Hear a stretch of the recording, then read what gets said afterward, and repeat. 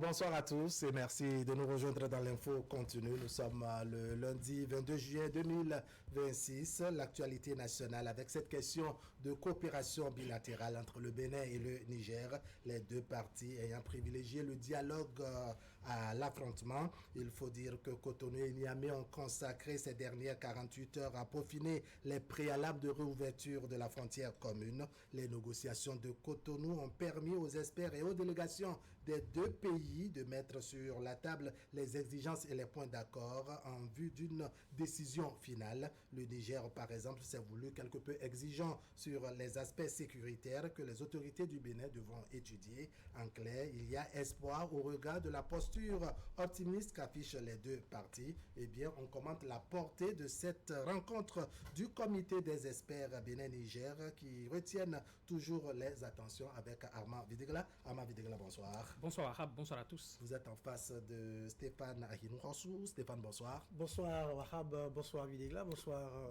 aux téléspectateurs. Bonsoir Stéphane. Allez, on va jeter un coup d'œil sur ce compte rendu donc de cette rencontre des experts, ne pas dire de la délégation du Niger et du Bénin. Les deux parties se sont rencontrées à Cotonou les 20 et 21, n'est-ce pas, 21 juin, pour débattre des modalités de réouverture et de relance des activités, réouverture donc des frontières, de relance des activités. On suit ce compte rendu que nous propose Vigile à Rodéon. La réouverture de la frontière entre le Bénin et le Niger devra certainement attendre encore quelques jours.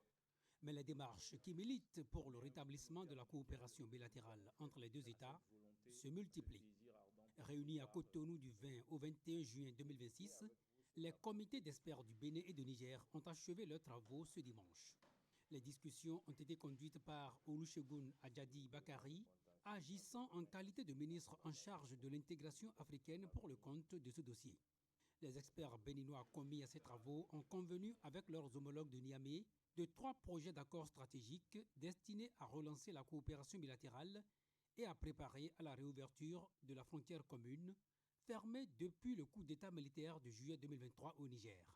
Pour la partie nigérienne, la priorité sécuritaire n'est pas négociable. Nous avons verrouillé la priorité sécuritaire. Nous avons également jeté les bases d'une normalisation économique et juridique.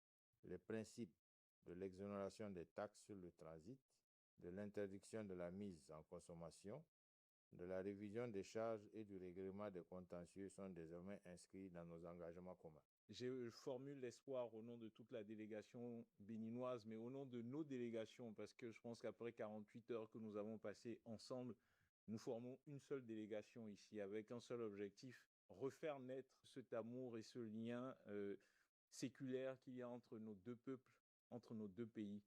J'ai bon espoir que chacun de nous rendra compte à ces autorités, comme vous l'avez dit, pour une validation formelle, une ratification des conclusions auxquelles nous sommes parvenus et pour que, de manière très rapide, nous puissions les mettre en œuvre au bénéfice de nos populations respectives.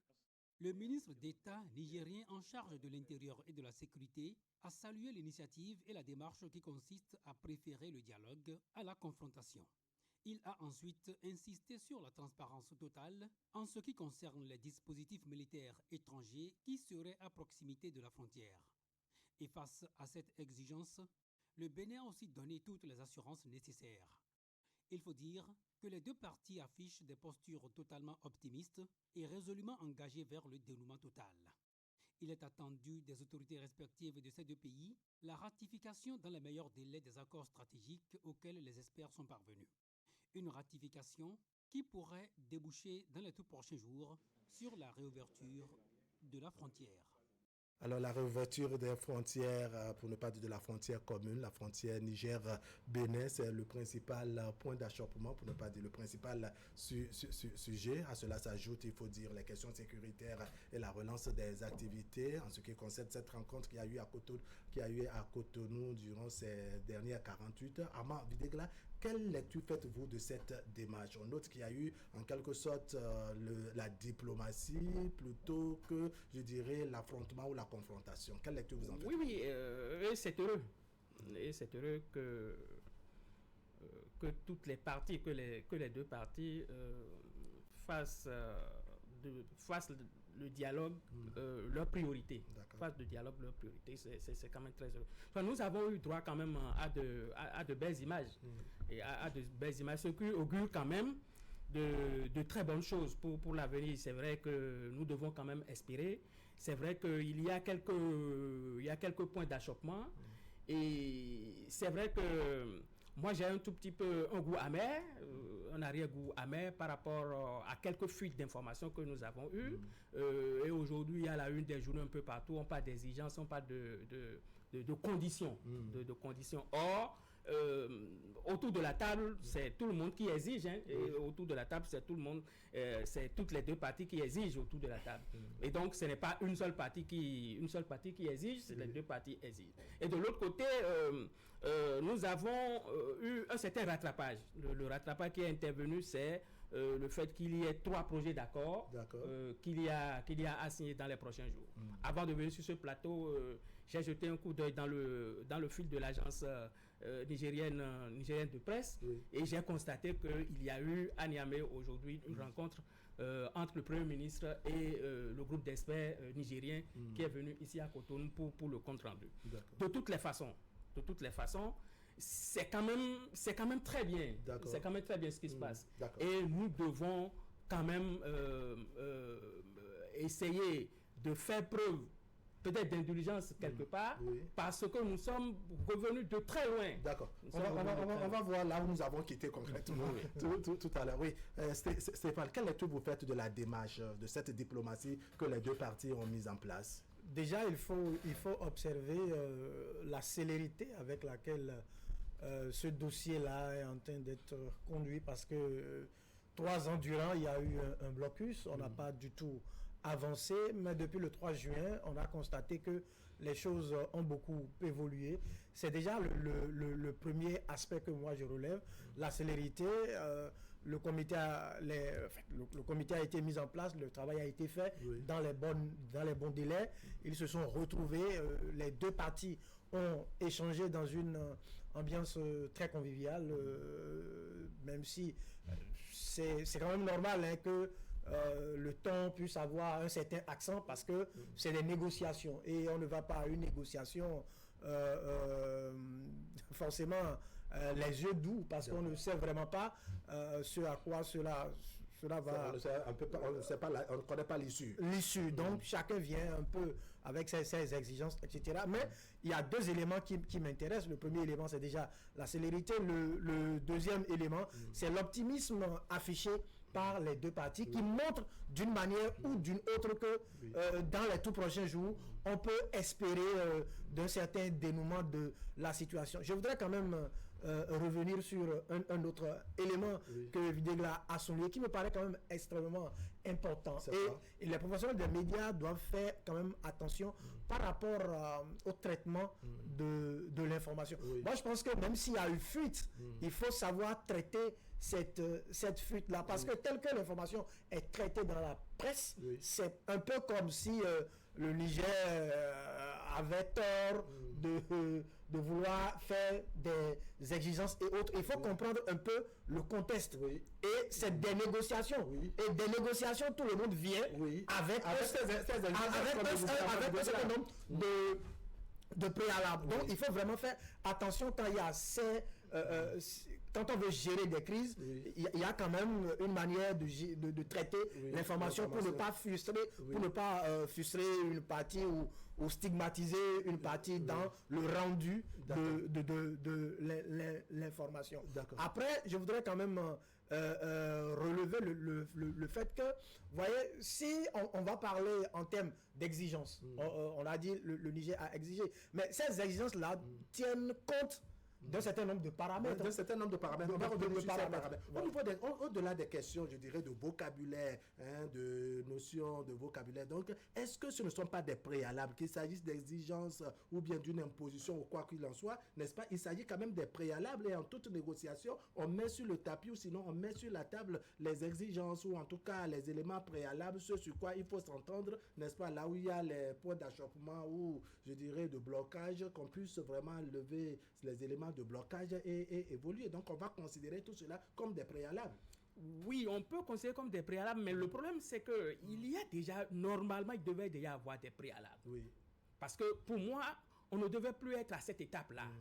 À cette Vous étape. êtes pressé, hein? Non, ce n'est pas une question de presser, c'est-à-dire que normalement, c'est les étapes qu'on devrait quand même éliminer. C'est vrai qu'il y a des questions effectivement difficiles. D'accord. Et les questions difficiles, des fois, sont des questions peut-être qu'on discute. Bon, des fois, des gens parlent de discussion franche et qu'on discute. Et des fois, qu'on range pour d'autres rencontres. Oui. Parce que ce n'est pas la seule rencontre qu'il doit avoir. Il doit y avoir quand même d'autres rencontres. Même après la réouverture de la frontière, il doit y avoir quand même d'autres rencontres au niveau diplomatique. Et donc, on devrait quand même... Ce ne devrait pas être de préalable. Ce devrait être des questions. Parce que qu'est-ce qui s'est passé? En fait, qu'est-ce que moi j'ai ressenti? J'ai ressenti quelque chose m'a piqué.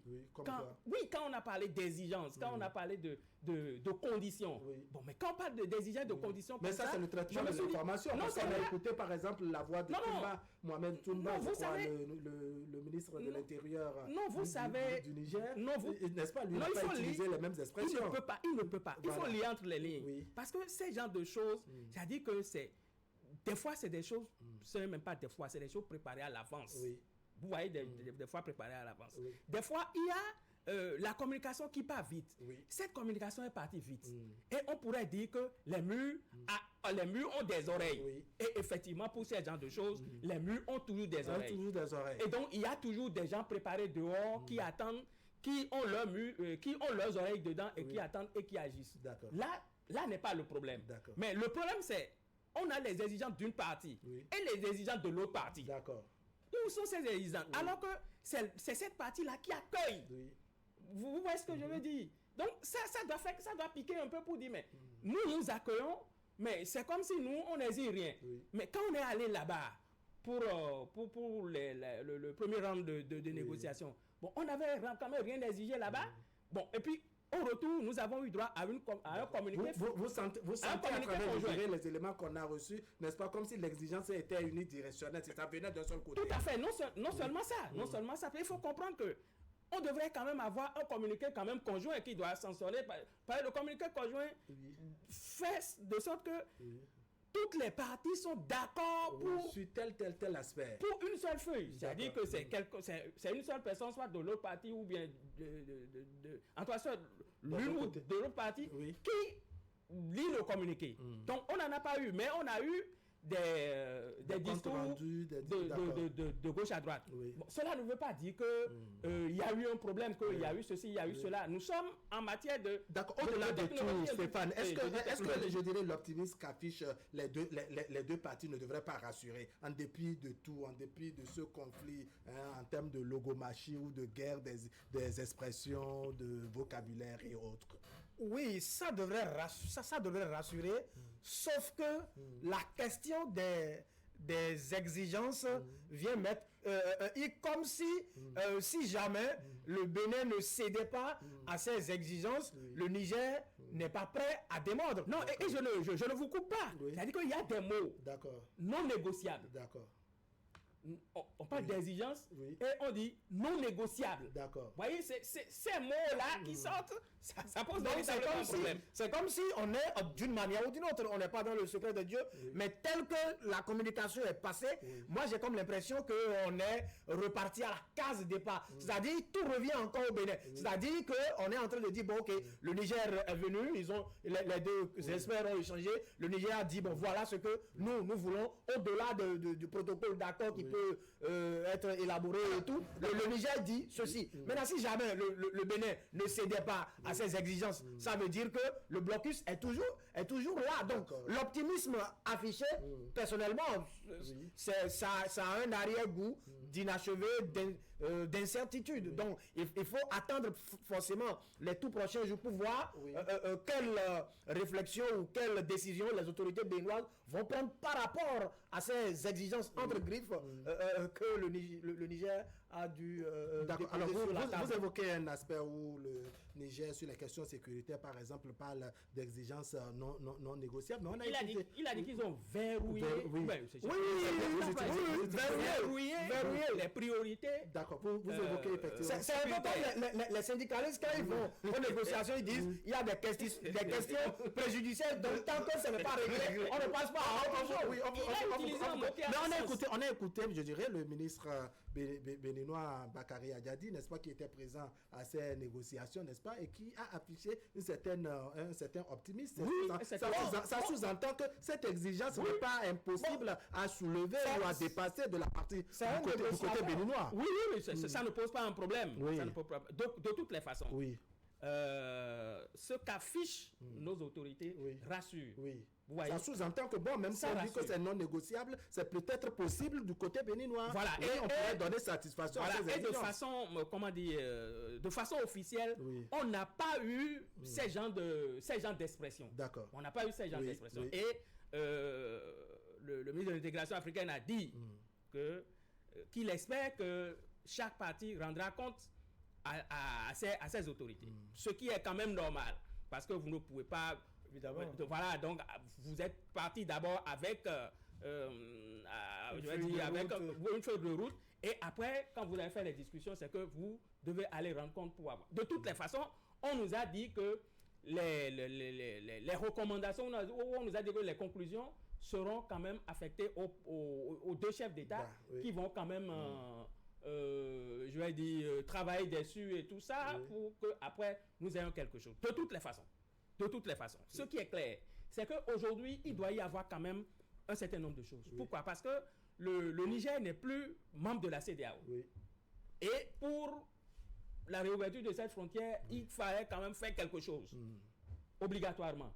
Et du côté sécuritaire, c'est vrai, j'avais dit ça, bon, et puis c'est vrai, et puis le Niger a rompu l'accord de sécurité et de défense qu'on avait eu juste après le 26 juillet. Donc, on devait partir quand même... Après le coup d'État. Voilà, on devait partir quand même à un accord pour régler cette situation-là. Et donc, de toutes les façons, quel que soit ce qui va se passer, nous devons avoir quand même des accords signés au préalable pour que nous ayons... ensemble un corridor qui va agir et que les frontières soient ouvertes. D'accord. Les frontières soient ouvertes. Alors, quand le dialogue est un élément important qui permet aux deux parties de s'écouter et de mettre sur la table les éléments de blocage et autres, c'est dire que bon, on est en dépit de tout, on est en train d'avancer parce qu'au moins on arrive à s'écouter. On peut, c'est vrai, dire, je dirais que tel aspect est non négociable et demain trouver que bon, on pourrait concéder tel aspect, tel autre et avancer. Oui, là où on peut se réjouir, je pense que c'est à deux niveaux. Le premier niveau, c'est celui que vous êtes en train de relever. C'est que comparativement à ce qui se passait il y a quelques années en arrière, il y a quand même le dialogue aujourd'hui. Les gens ont réussi à se retrouver, à s'asseoir, à échanger. C'est un début. Après, le deuxième niveau, c'est que ils sont tous d'accord du fait qu'aujourd'hui, il faut aller vers la résolution de cette crise-là. Donc, il y a une volonté affichée de part et d'autre. La question qui se pose aujourd'hui, c'est les modalités. Qu'est-ce qu'on fait pour régler ce conflit-là? Maintenant, je voudrais revenir sur un aspect qui me paraît quand même important. C'est-à-dire que si on prend le fond de ces exigences que le Niger a pu déposer sur la table, c'est qu'on dit qu'il faut avoir des accords de sécurité. Ces accords de sécurité devraient faire en sorte que le territoire béninois ne devait pas servir de terrain d'attaque par rapport au Niger. Et puis on dit qu'il faut mutualiser les efforts de renseignement, créer une structure. Donc quand on analyse ces deux exigences, on a comme l'impression que la peur qu'il y avait du voisin, comme quoi le voisin, le manque de confiance qu'il y a eu à un moment donné, n'a pas encore totalement disparu. Mais au-delà de ça, est-ce que cela ne sous-entend pas que le voisin de l'autre côté aussi ne doit pas prendre des dispositions pour que son terrain ne soit pas un terrain de menace pour la partie béninoise? C'est pour ça. Donc ça sous-entend, ça va sans dire. Oui, ça va sans dire, mais c'est que est-ce que c'est une question qu'on se pose dans le cadre de ces analyses? Est-ce que quand c'est comme ça, ça peut faire avancer les choses ou pas? Est-ce que ça ne va pas in fine donner l'impression d'un agacement? Donc après, c'est que c'est déjà heureux que les deux parties soient en train d'échanger et de discuter, mais que ces discussions-là soient des discussions sincères, des discussions d'égal à égal, des discussions de partenaires, de frères, dans le seul but de pouvoir aller vers la normalisation des relations entre les deux pays. Vous savez, que ce soit les crises, que ce soit les guerres et tout ça, c'est dans les tout premiers jours de ces crises-là que véritablement on constate que tout le monde est actif à faire un certain nombre de choses. Mais après quelques jours, tout le monde est fatigué de la crise. Tout le monde est fatigué de la crise parce que il y a des questions d'énergie personnelle déplacée. Il y a des régions, même dans le monde. Il y a des questions économiques inouïes. Ici, il y a des questions économiques inouïes. Que ça soit pour le Bénin ou que ça soit pour le Niger. Et donc, c'est vrai, il y a des questions sécuritaires. Ouais, le Niger, effectivement, porte l'État aujourd'hui et vient. Mais le Niger porte aussi la voix des opérateurs économiques et nigériens qui ont aussi des difficultés, assez de difficultés aujourd'hui. Et donc, c'est tout ça là qu'il faut mettre dans la balance. Quand on ne va pas agir maintenant pour tout ça, on agit pour ce qu'on peut faire. Et puis après, on va poursuivre. C'est-à-dire ce qui est faisable dans le présent, on le fait un peu comme on dit à court, moyen et long terme. Voilà. Et le verrouillage maintenant des priorités sécuritaires. Quel est le verrouillage des priorités sécuritaires? Le Bénin était déjà parti entre-temps pour dire, mais venez, nous allons faire les choses ensemble. Bon, il n'y a pas eu de réponse. Et comme maintenant, est-ce que ce n'est pas l'occasion, n'est-ce pas, de se donner toutes ces possibilités-là et se rassurer, se faire confiance? Voilà, c'est pour dire qu'en réalité, il n'y a rien de nouveau, en fait. C'est-à-dire qu'il n'y a rien de nouveau. Le Bénin était déjà parti pour ça, était déjà d'accord pour ça, et a même dit, venez, tout ce que vous venez de dire là, nous allons essayer de voir si on peut essayer d'identifier ces choses-là sur le terrain.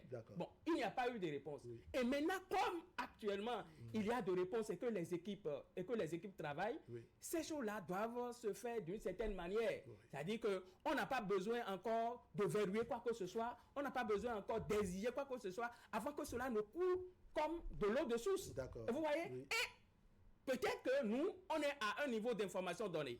Et que peut-être que ce verrouillage, c'est encore autre chose que nous ne savons pas. Voilà, c'est l'aspect que je voudrais aborder avec vous, Stéphane. On se dit, oui, on n'était pas à la table de négociation. Oui, on a écouté que la version quelque peu métallique de la partie nigérienne, n'est-ce pas, qui trouve que sur les questions sécuritaires, c'est un peu verrouillé et autres. Mais quand on se donne la peine de s'écouter, ça sous-entend qu'il y a possibilité. Ce traitement qui est fait également dans la presse nationale ici comme ailleurs, ça sous-entend que bon, ils n'ont pas la totalité des informations, ils se sont contentés des bribes d'informations disponibles pour faire le traitement qui leur semblait bon ou bonne. Possiblement. Mais je pense que dans ces cas de figure, il y a les versions qui sont officielles et il y a les versions qui sont officieuses.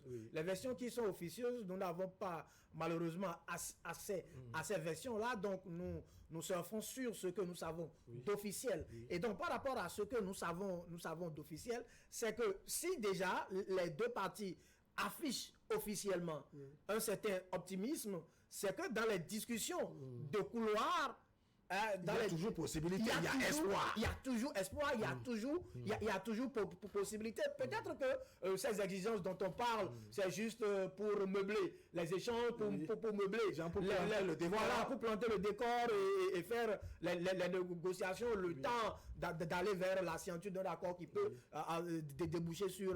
Alors, Ahmed Degla a évoqué un aspect. Il trouve qu'au-delà des questions sécuritaires, il y a également les questions économiques et que la partie nigérienne porte la voix des opérateurs économiques de son pays. Ça veut dire que dans la balance, on pourrait voir également le côté économique et fermer les yeux sur certains aspects, ou bien se dire, bon, réglons les problèmes économiques et évoluons avec le temps, on verra comment régler le reste. C'est pour cela que moi, mon insatisfaction est liée au fait que quand on s'est entendu comme ils l'ont affiché déjà lors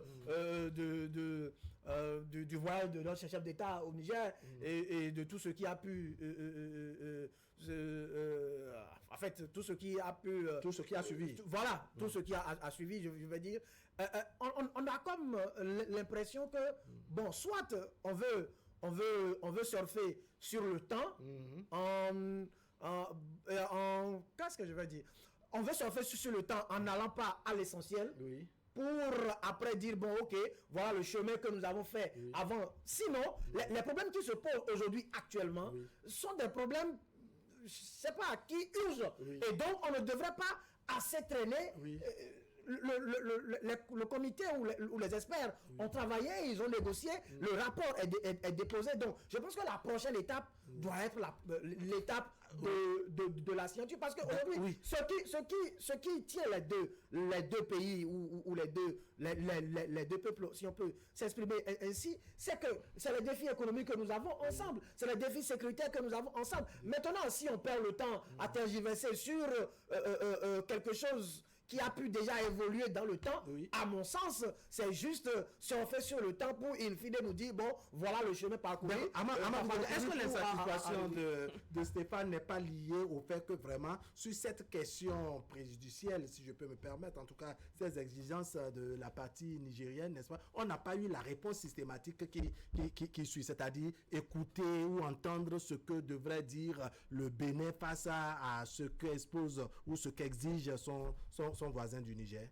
Bon, c'est parce que la réponse du ministre de l'intégration africaine, Yadi Bakari, n'est-ce pas, a tout englobé. Ça n'a pas pris le volet spécifique du verrouillage, je dirais, de... Non, lui, il a juste englobé une expression juste pour calmer, juste pour dire... Nous sommes sereins, il n'y a rien de grave, il n'y a pas d'exigence et tout ça. Ça va bien et chacun va rendre compte de son côté. Et nous allons poursuivre. Une façon de dire que bon, même si quelle que soit la nature des exigences présentées par le Niger, n'est-ce pas, le Bénin ou la partie béninoise, nous sommes sur le bon chemin. Va étudier ça et donc nous sommes toujours sur le bon chemin. Nous sommes sur le bon chemin. Oui, nous sommes véritablement sur le bon chemin. Moi, je pense que il n'y a pas une guerre d'usure et je pense que on ne joue pas avec le temps. Je pense cela. Je peux être contrarié après, mais je suis très optimiste pour dire que on ne joue pas à ce jeu-là. Et les prochains jours, nous saurons si on joue à ce jeu ou pas. Nous saurons si on joue à ce jeu. Parce que véritablement, on n'a pas le temps pour gérer. C'est vrai, c'est de grosses questions. C'est de grosses questions, de très grosses questions de politique étrangère de chaque pays. C'est trop difficile. Et quelqu'un exige que nous devons voir clair dans ce que comment vous coopérez avec X, comment vous coopérez avec Y. C'est la question sécuritaire. Et ça sous-entend... Oui, je faisais la même question à Stéphane tout à l'heure. Oui, mais ça sous-entend que de l'autre côté aussi, c'est-à-dire ce qu'on exige du Bénin, le Bénin a droit aussi d'exiger ça de son voisin. Ça pose toujours les questions de sécurité. Tout à fait, mais jusqu'à là, nous ne savons pas ce que le Bénin exige. Le Bénin a sa manière de faire. Et je crois que c'est une très belle manière d'agir. C'est une méthode diplomatique. Véritablement, et je suis quand même très heureux que nous ne rentrons pas totalement dans les jeux. C'est seulement que hier, il y a eu quelque chose qui s'est passé et nous avons eu ces murs-là qui ont des oreilles, qui ont ventilé un certain nombre de choses. Sinon, la posture du Bénin est quand même une très belle posture. J'ose espérer que très très prochainement, nous aurons quand même de très bonnes choses aussi de la part de nos autorités qui vont quand même nous parler, qui vont quand même nous dire un certain nombre de choses par rapport à ces conditions, par rapport à ces exigences, pour dire véritablement non, il n'y a pas d'exigence, il y a que nous sommes tous partis pour exiger de l'un ou de l'autre quelque chose. D'accord, on va écouter Stéphane, ce serait votre mot de conclusion. Quel est votre, je dirais, le degré d'espoir que vous avez en ce qui concerne cette question de l'ouverture des frontières? Je pense que le gros lot est fait.